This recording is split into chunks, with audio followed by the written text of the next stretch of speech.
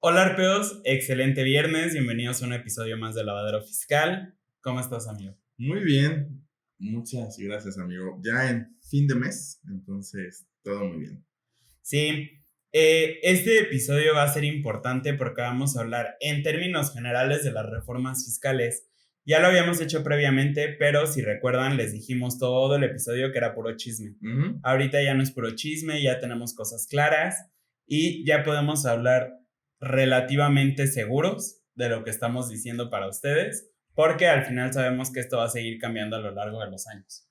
Sí, y al final de cuentas también es importante que pues a finales del año pasado salieron las resoluciones miscelánea fiscal, que es donde el SAT dice, lo que dice la ley, yo te lo simplifico entre comillas para que cumplas de la mejor manera, cosa que podemos llegar a ver y lo vimos en Recico, pues no era lo más grato y sí llega a complicar más la operación de las personas. Pero Sí. aquí hablamos en general de todos los cambios que vienen. Un recordatorio antes de empezar. Si eres RIF y te vas a quedar en el RIF, te quedan pocos días para tu aviso. Pon atención. Sí, es correcto. Ya estamos a nada de que termine el mes, entonces haz tu aviso. Y bueno, vamos a arrancar este tema de reformas fiscales.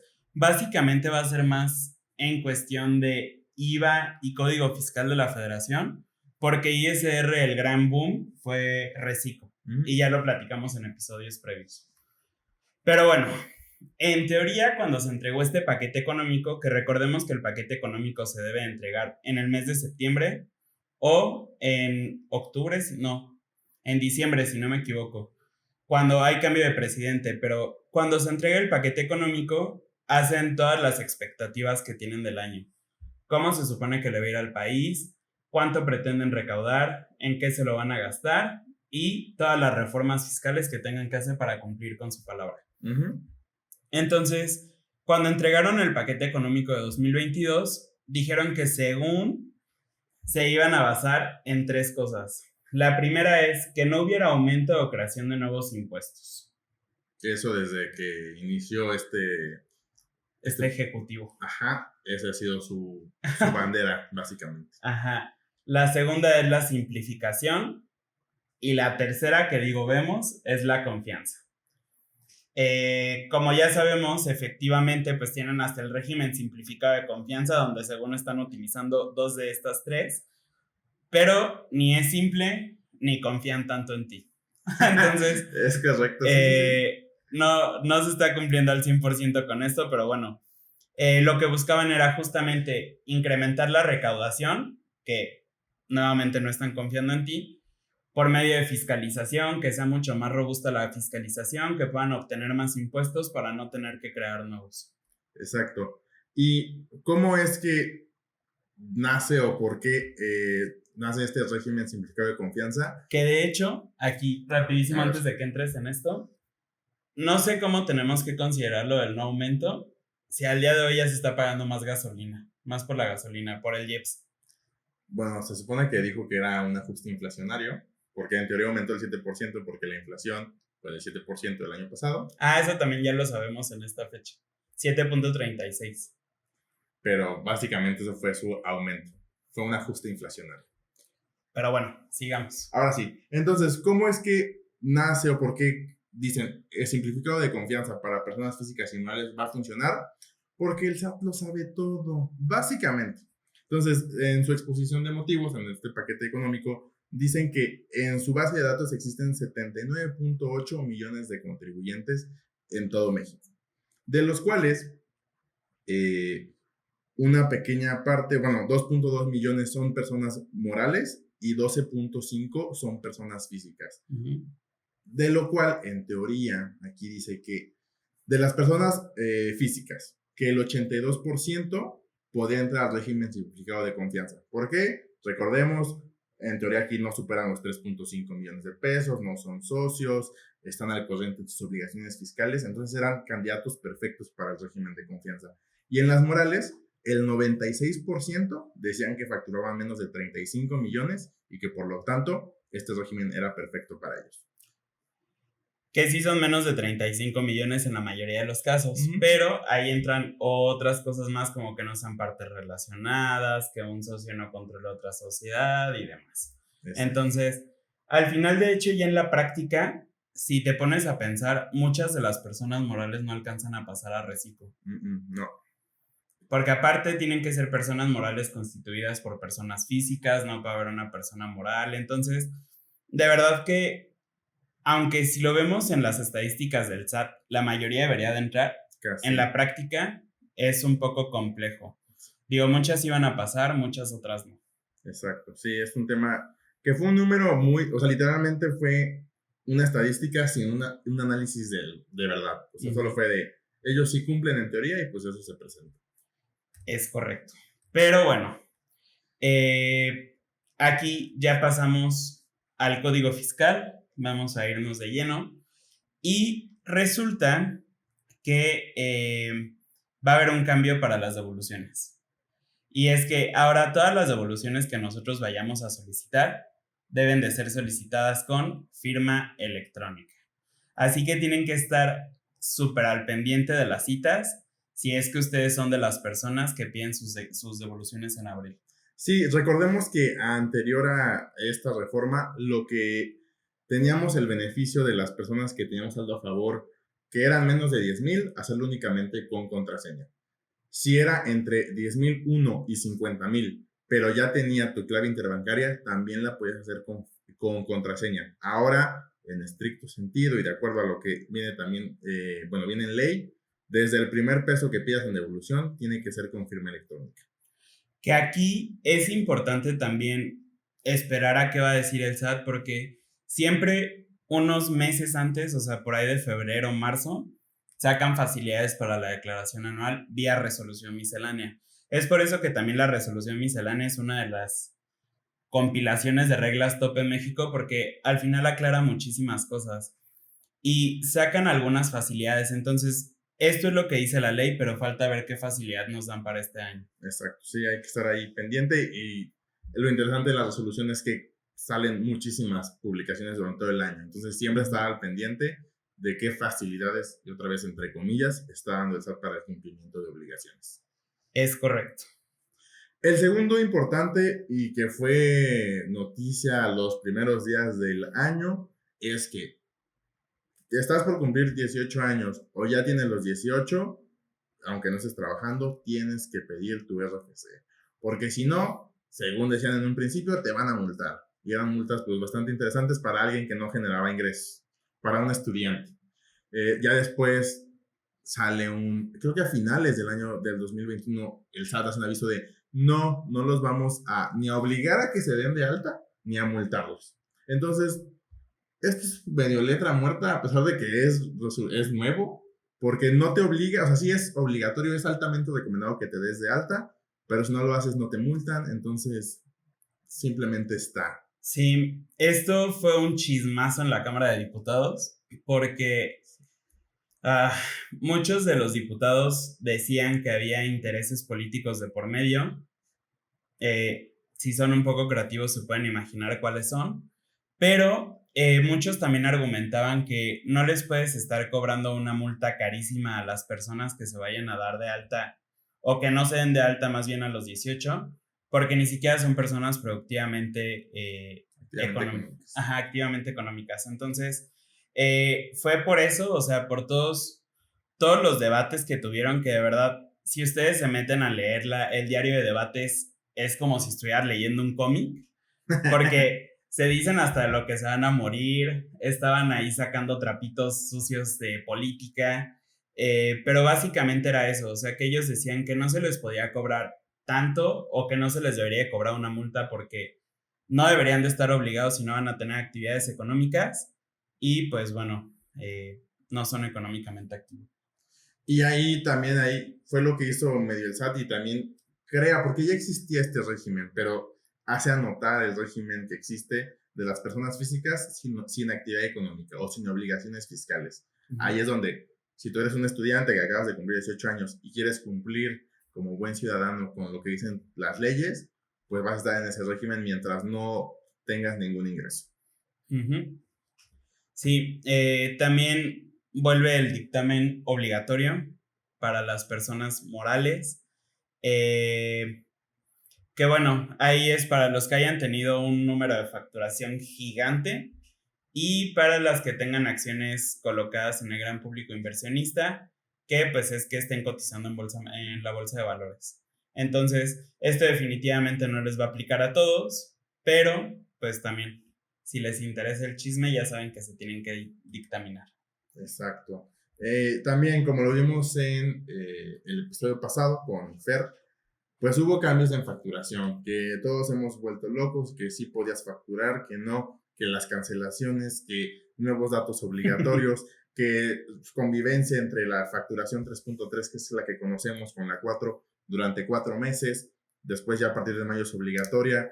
Si cambiabas de régimen los primeros días o en este mes y habías emitido facturas, tenías que cancelarlas y volverlas a emitir con tu nuevo régimen. En fin, ha sido un martirio esto de la facturación.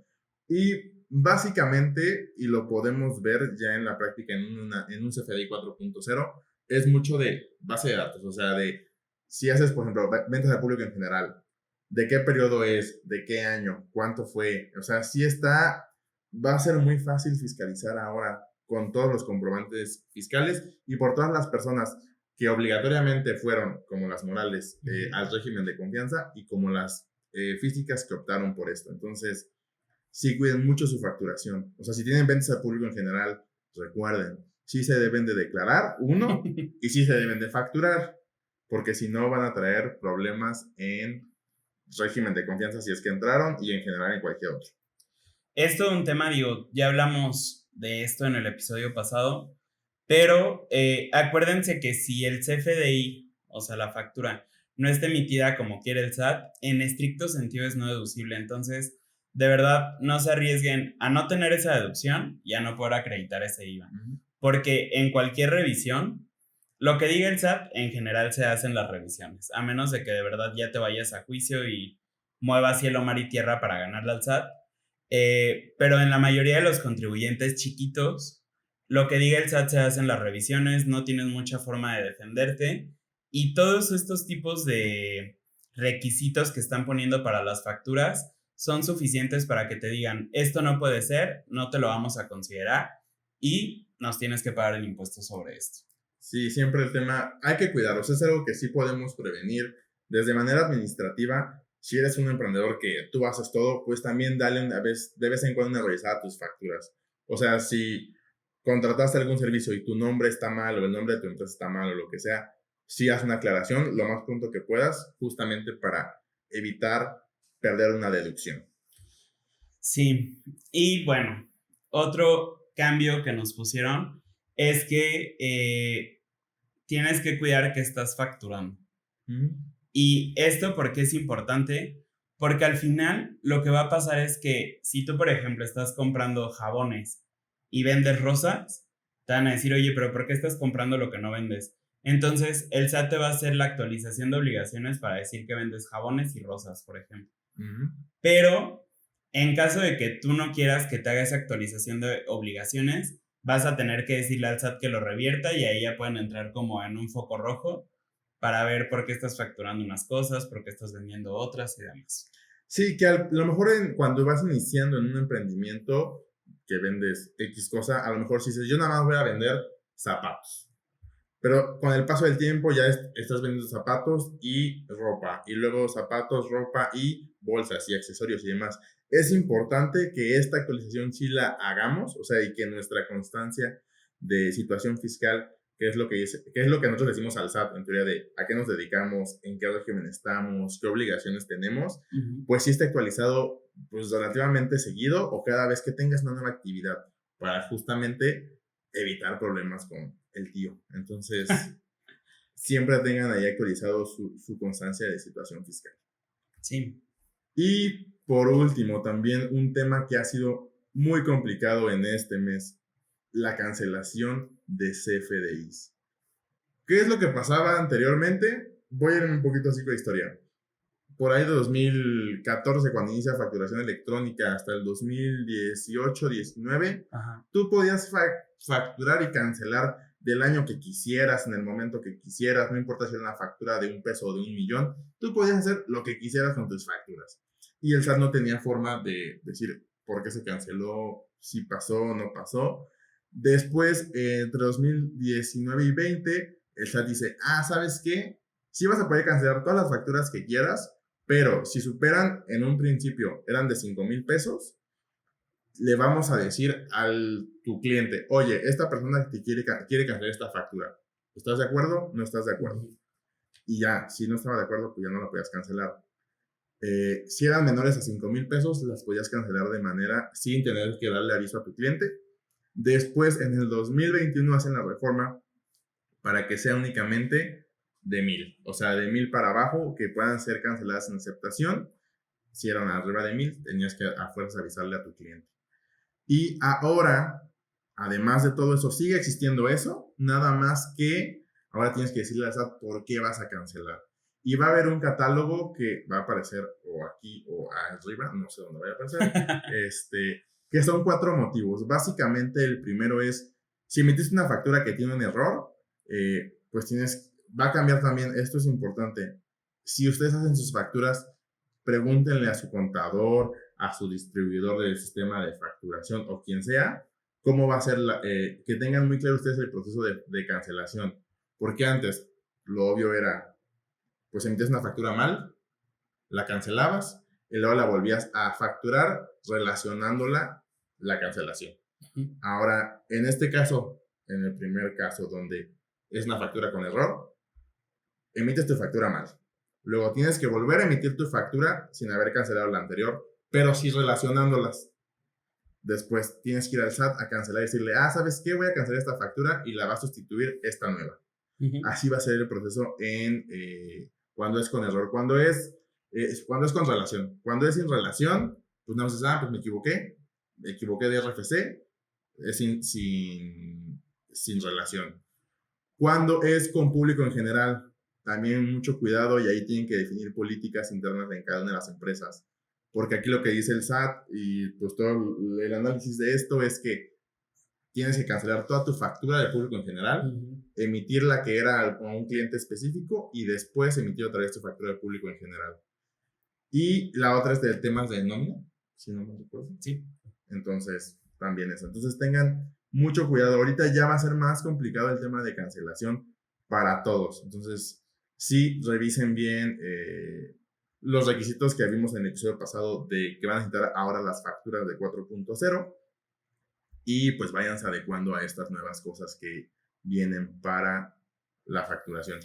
Sí, y de hecho, ahorita es súper importante. Esto no estaba antes, pero nuevamente al SAT le gusta saber todo. Es como nuestra Pati Chapoy. Entonces, al SAT le gusta saber todo y quiere que tengas un soporte documental de por qué estás haciendo una cancelación. El soporte documental literal puede ser un envío de correos donde digas, oye, ¿sabes qué? Que necesito que me la canceles porque está mal mi nombre, está mal el RFC, está mal cualquier cosa. Pero obviamente también aquí es un poco a criterio del contribuyente y entre mayor o más fuerte es el monto de cancelación, yo trataría de darle un mayor soporte documental. Claro.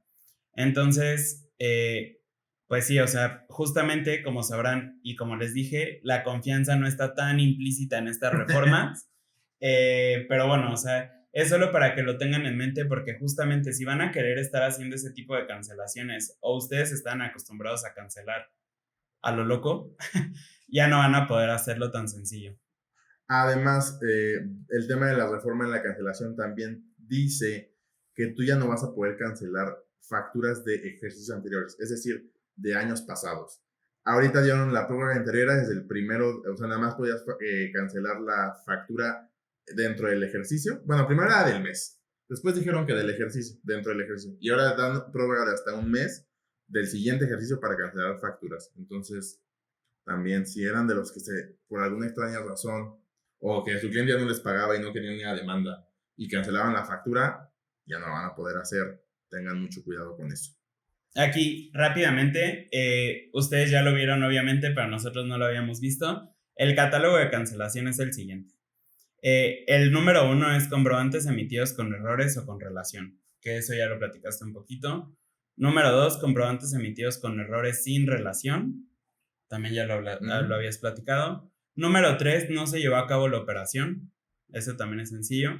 Y el 4 es operación nominativa relacionada en una factura global, que es lo que también decías. O sea, si yo, por ejemplo, siendo el Oxxo, ya había puesto una coca en la factura global y después me pidieron la factura, voy a tener que cancelar la global, emitir esta y después emitir la otra global. Es un relajo. Dicho todo esto, que recordemos que fue únicamente del Código Fiscal de la Federación, vamos a pasarnos también con otros cambios que son un poco más pequeños, que tal vez no van a afectar nuestra vida diaria, pero que sí está bien que tengamos en la mente, tanto de IVA, IEPS y impuestos sobre la renta. Sí. Entonces, como ya les habíamos mencionado en los episodios pasados, por ejemplo, para las personas que tengan sus casas en el régimen de arrendamiento, porque las ponen en renta, van a tener que llevar contabilidad. De hecho, sí es un cambio súper trascendental, porque anteriormente ni siquiera estaban obligados. Es un poco raro el pensar que van a llevar una contabilidad tal cual, porque se aparece una deducción de la nada. Literal, o sea, recordemos que en arrendamiento podemos deducir el 35% de nuestra renta y pagar únicamente impuestos sobre el 65%. No sabemos aún cómo se va a manejar esto, pero se tiene que llevar una contabilidad para el régimen de arrendamiento. Sí, entonces aquí todas estas personas que ya tenían muchos años rentando casas de manera tradicional y no le daban estados de cuenta a sus contadores porque no era obligatorio, ahora sí tienen que hacerlo. Entonces, hay esa nueva disposición, hay que cumplirla. Y a pesar de que no se envía contabilidad electrónica, que eso es lo interesante, o sea, no le vas a informar tú al SAT cómo estás gastando tu dinero y demás, en caso de una revisión, sí podría pedirte tu contabilidad. Entonces, sí hay que tenerla. Es correcto. También otra cosa que cambió son los donativos. Anteriormente nosotros podríamos hacer donativos ilimitados y no nos veíamos afectados, digamos, en la declaración anual. Porque recordemos que en la declaración anual teníamos dos topes, o 15% de nuestros ingresos acumulables o 5 UMAS anualizadas. Entonces, estos donativos ahora lo que va a hacer es que van a entrar a este tope y ya no podemos donar pues tanto como hubiéramos podido donar en otras ocasiones. Esto es importante porque de repente hay personas que están muy comprometidos con su universidad o algo por el estilo y hacían donativos muy grandes, o sea, con el fin de apoyar a otras personas, también tenían un beneficio fiscal y ahora ya no lo van a poder hacer sin ese límite.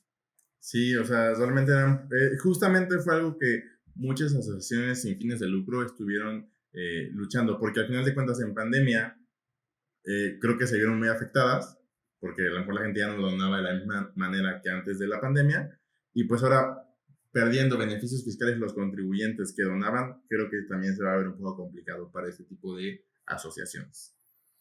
Pero pues bueno, esa fue la reforma. Y también cambió la tasa de retenciones por intereses.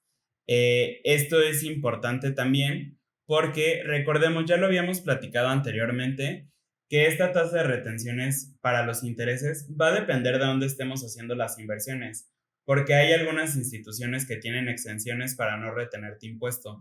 Pero si lo hacemos, por ejemplo, por el sistema bancario, nos tienen que retener un porcentaje sobre el capital invertido. Entonces, anteriormente era del 0.97. En este 2022 va a ser del 0.08%. Si se fijan, aunque estamos hablando todavía de decimales, la retención es abismal. Sí. Y esto está ligado totalmente con la tasa de interés que da Banregio para Banregio. Golazo a Banregio. Esto está ligado directamente con la tasa de interés que da iba a decir Bajío. Banamex ya no. Banamex ya no, porque pues ya fue. Ay. Esto está ligado directamente con la tasa de interés que da Banxico para los créditos. Entonces, si nosotros no podemos obtener un interés muy grande por nuestras inversiones, en teoría tampoco deberían de cobrar un interés tan alto por los créditos que dan. En teoría esa es más o menos la lógica que tiene y también tiene mucho sentido que la retención sea más chiquita, porque de lo contrario se pueden llevar estas retenciones nuestro interés generado. Es correcto. Ok, ahora también, anteriormente, en 2013, por ahí, antes de la gran reforma, las personas que tenían activos fijos, es decir, maquinarias, coches, edificios y demás, que ya no le eran útiles para su actividad, tenían que mandarle una aviso de, oye, esto ya no me va a servir, y lo voy a tener en contabilidad, porque pues, es información financiera, pero ya no me sirve. Lo eliminaron y ahora en 2022 vuelven a hacer este aviso para activos que dejan de ser útiles únicamente para personas morales. Entonces, si tienes por ahí maquinaria que en este año va a perder utilidad en tu empresa, pero lo va a seguir teniendo, recuerda dar estos avisos. Y algo interesante también en el CFDI de combustibles. Aquí vamos a hacer ahora también amigos y espías del SAT. Porque lo importante ahora, a pesar de que combustibles ya tiene mucho cuidado en el tema de la deducción, es decir, solo el RIF puede deducir gasolina en efectivo, si no eres del RIF tienes que pagarla con medios electrónicos, no importa el monto, aquí puede ser desde $1 hasta el número que tú quieras, obviamente solicitar el comprobante fiscal, si era de un activo que no era deducible al 100%, también en porcentaje y demás. Ahora agregan un requisito adicional, que tú tienes que revisar y estar seguro que en la Comisión Reguladora de Energía esté dado de alta esa estación de servicio. Si no está, o cuando tú adquieres el combustible no está de alta, ese gasto es un no deducible. Entonces ahora, aparte de tener que revisar los requisitos que ya viene en el Código Fiscal, en gasolina adicional tenemos que ver si está en la CRE. Sí, es un tema totalmente, o sea, de verdad hacen un poco más complejo el proceso para los contribuyentes que tal vez sí tienen la capacidad pues de saber si lo están haciendo o no, pero también para los contribuyentes que no tienen la capacidad operativa para llevar a cabo esas investigaciones. De nuevo, de confianza no hay nada. No. Otro de los cambios que también es importante es que si de repente hay personas físicas que tengan asimilados a salarios mayores a 75 millones de pesos, que esto es casi una burla, pero bueno, si existe una persona que tenga 75 millones de pesos en asimilados, ya no va a poder estar en los asimilados, sino que se tiene que pasar a persona física con actividad empresarial. Y esto de hecho ya lo venían hablando desde el año pasado, de hecho está en ley, pero bueno, ahorita hicieron ahí algunos ajustes para que ya se pueda llevar a cabo este sueño del SAT. Sí, o sea, porque también piénsenlo, 75 millones de pesos en un año es muchísimo. O sea, está muy cañón que el SAT piense eso, pero bueno, así viene en ley. 6.25 millones al mes. Pero bueno, eso ya es otra cosa. Adicionalmente también van a cambiar lo que se considera monto original de la inversión, que esto es, supongamos, esta computadora, si cuesta 10,000 pesos, masiva son 11,600. Entonces yo voy a Liverpool y yo pago 11,600 por esta computadora. Pero yo no puedo depreciar los 11,600 porque una parte es de IVA y ese me lo acredito. Esto ya es un poco técnico, pero también es importante que lo sepan. Pues resulta que yo puede que a esta computadora no la vaya a considerar con un valor de 10,000 pesos, sino que la vaya a considerar con un valor de 12,000 pesos, por ejemplo. ¿Por qué? Porque para que llegara a mí tuve que pagar, por ejemplo, un envío de 1,000 pesos y aparte un seguro de 1,000 pesos. Entonces, todos estos gastos que nosotros podamos llegar a hacer en torno a un activo se tienen que considerar como monto original de la inversión y por esto mismo vamos a tener que incluirlos para depreciarlo. Sí, y aquí lo importante, bueno, en este caso fue una computadora, pero ya dándolo a empresas grandes, el tema de la maquinaria, este fue un ajuste que aquí hicieron, porque ¿qué es lo que hacías? Tú comprabas tu maquinaria en 1,000,000 y para que el técnico fuera y instalara y hicieran todas las adecuaciones en tu planta, gastabas otros 200,000. ¿Y qué es lo que hacíamos? Pues esos 200 los mandábamos al gasto.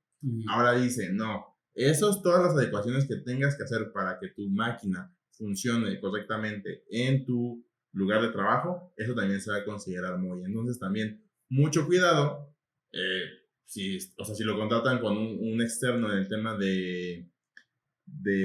o sea, para que funcione, tienen que considerarlo MOI. Mucho cuidado también ahí. Sí, y algo más. Lo más importante, creo. Sí. Como ya habíamos hablado en episodios pasados, si nosotros, por ejemplo, hacemos depósitos mayores a 15,000 pesos en efectivo, cash, billetes, el banco estaba obligado a darle aviso al SAT, pero este aviso lo hacía anual. Entonces, de enero a diciembre nosotros íbamos y depositábamos 15,000, 16,000, 20,000 pesos en efectivo al banco y el SAT se enteraba hasta febrero del año siguiente. Es correcto. Ahora no, ahora es mensual. Sí, ¿esto qué quiere decir?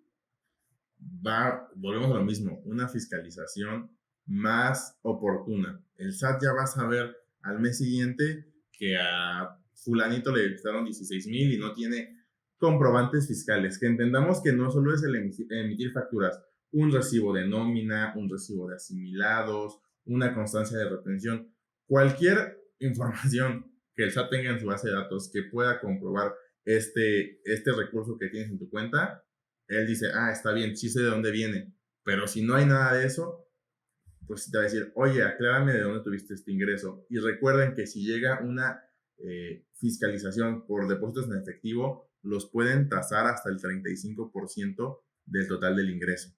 Entonces, aparte de las multas, recargos, actualizaciones y todo lo demás que tuviera que cobrar el SAT por tener depósitos en efectivo y no estar declarando el ingreso. Sí, adicionalmente, bueno, pues tenemos otras reformas en tema de IEPS.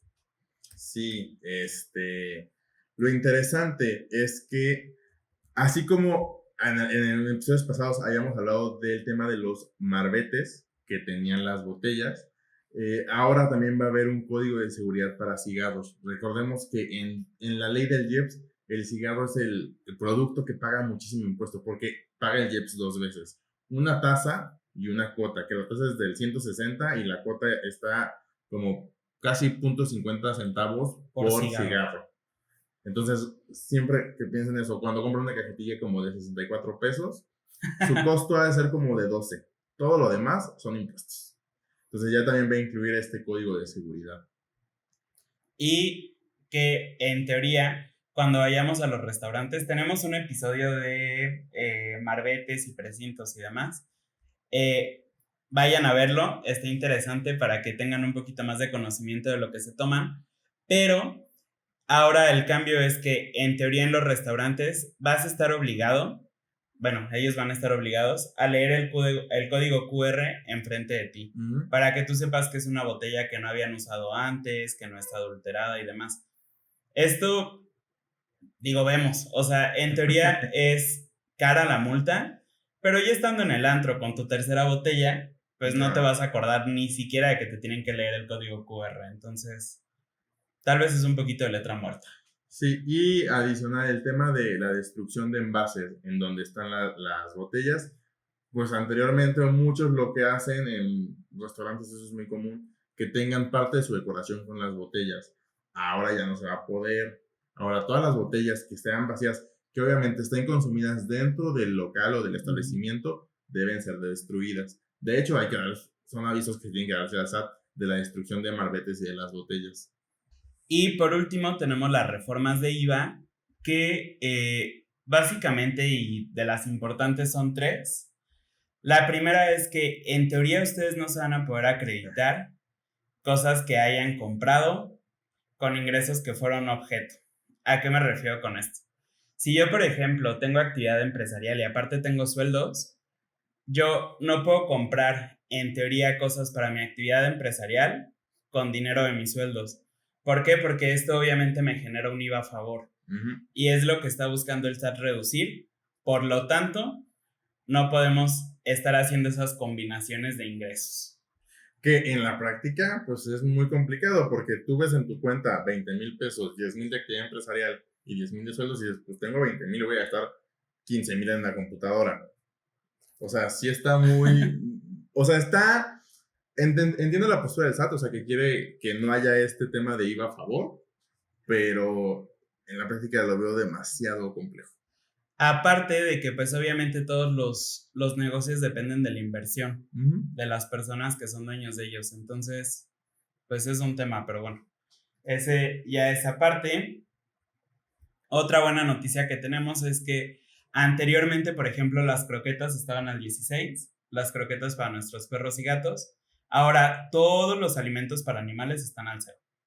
Sí, o sea, ahí era una distinción que hace la ley, o sea, que justamente alimentos para mascotas no, pero pues supongo que aquí fue de animales son animales y por eso ya llegamos, o sea, porque siempre el tema de la ganadería siempre estuvo este tema de la cosa del 0, entonces creo que llegaron a homologar, anteriormente estaban al 0 las croquetas, después hubo una reforma que las volvieron a poner al 16. En el 14. En el 14, y ya justamente ahorita estamos haciendo, ¿estaremos regresando al 2013? Yo no sé. Es un viaje en el tiempo esto. No lo sé. Y por último, el tema que también resonó mucho, mujeres principalmente, porque productos de cuidado íntimo, toallas, tampones y copas menstruales están al 0% de IVA. Que aquí hubo una discusión justamente cuando fue eso de forma entre Eric y yo, porque el tema del 0%, es decir, no te van a cobrar IVA por esa compra que hiciste, pero el IVA que la persona haya gastado para adquirirlo, sí lo va a poder tener como un saldo a favor y en su caso pedirlo en devolución. Nosotros creíamos que lo correcto hubiera sido que estuviese en exento, porque así no haces un acreditamiento de IVA y no tienes un IVA a favor, sino es un gasto. Aquí sí creemos que, o sea, se apoyó claramente a las mujeres porque en teoría tuvo que haber bajado el 16% su costo, pero también mucho al tema de los empresarios que hacen este tipo de productos. Digo, y en caso de que esté al 0, yo esperaría que bajara más que el 16%, porque en teoría todo el IVA de los gastos que ellos tienen, pues es un saldo a favor que ellos van a tener, por lo tanto el costo de hacer estos productos va a ser menor. Claro, sí. En teoría debería de bajar más del 16%, probablemente ni siquiera baje el 16%, al igual que las croquetas. Ajá. Pero bueno, al menos ya en su ticket va a decir que por eso no pagaron IVA. Es correcto. Y básicamente eso fue todo por estas reformas fiscales. Estuvieron pesaditas. Como pueden ver, hay cosas que son trascendentales, hay cosas que no son tanto, pero pues al final siempre es importante conocer un poco de todo. Sí, que al final, y que es lo que nos va a regir en este 2022. Y a pesar de que si todo el boom fue régimen simplificado de confianza, es importante conocer también todo esto y cómo nos va a afectar. Si eres alguien, una clínica veterinaria y vendías croquetas, pues ya tienes que saber que no tienes que trasladar IVA del 16, sino del 0. Entonces sí es cuestión de dar ajustes, de que revisen con sus contadores, de si no les dan asesoría a sus contadores, pues pueden ir a nuestras redes sociales y a nuestra página para que nosotros podamos apoyarlos en esos temas.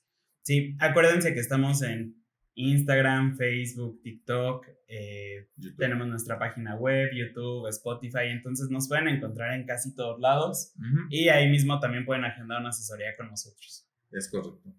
Pues nada, creo que es todo por este fin de mes, este cuarto episodio de este 2022. Ajá. Y pues nada, yo soy Arturo. Yo soy Eric. Juntos somos Arpea y nos vemos la siguiente vez.